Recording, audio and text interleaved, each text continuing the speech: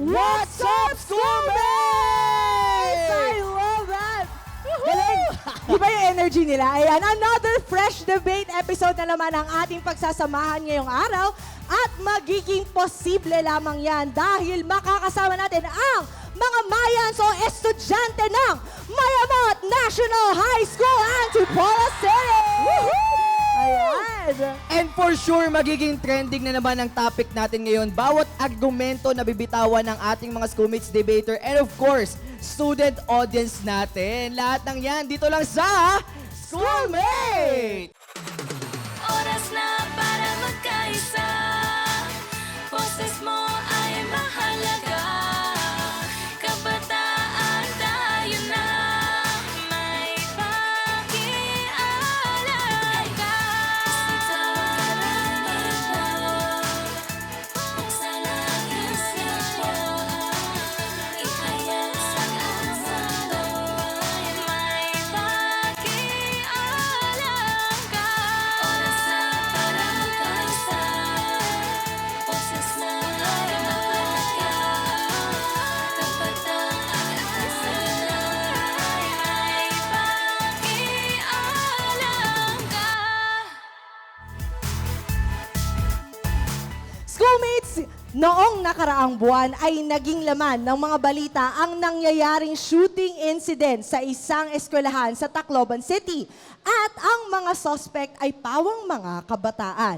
Sa nangyaring insidenteng ito, naging isang malaking usapin ang seguridad at parusang dapat ipataw sa mga kabataang nasangkot dito.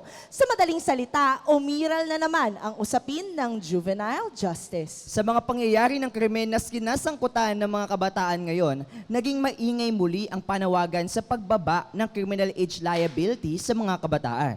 Pero marami din ang naging negatibong reaksyon dito dahil para sa iba, kung gagawin ito ay hihina lamang ang batas ng Juvenile Justice Act o ang Republic Act No. 9344. Kaya schoolmates, ating sasagutin ang katanungan na, solusyon nga ba ang pagbaba ng age criminal liability sa mga kabataan o pinapahina lamang ba nito ang umiiral na Juvenile Justice Welfare Act sa bansa? Kaya atin nang kilalanin ang mga debaters na naniniwala na hindi ito or hindi nito papahinain ang batas ng juvenile justice kung ibababa man ang age criminal liability bagkus mas papalakasin pa nito ang umiiral na batas. Sino-sino nga ba sila? Panoorin po natin ito.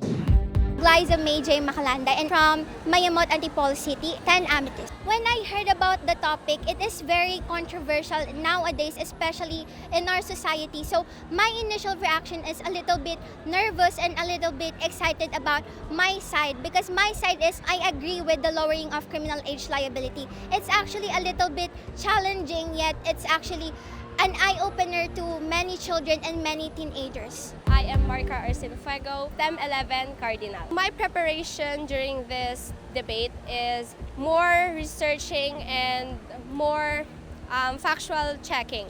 And nagkaroon din po kami ng mock debate in groups so that we can share those knowledgeable information so that we can teach or so that we can tell that the issues upon these questions po.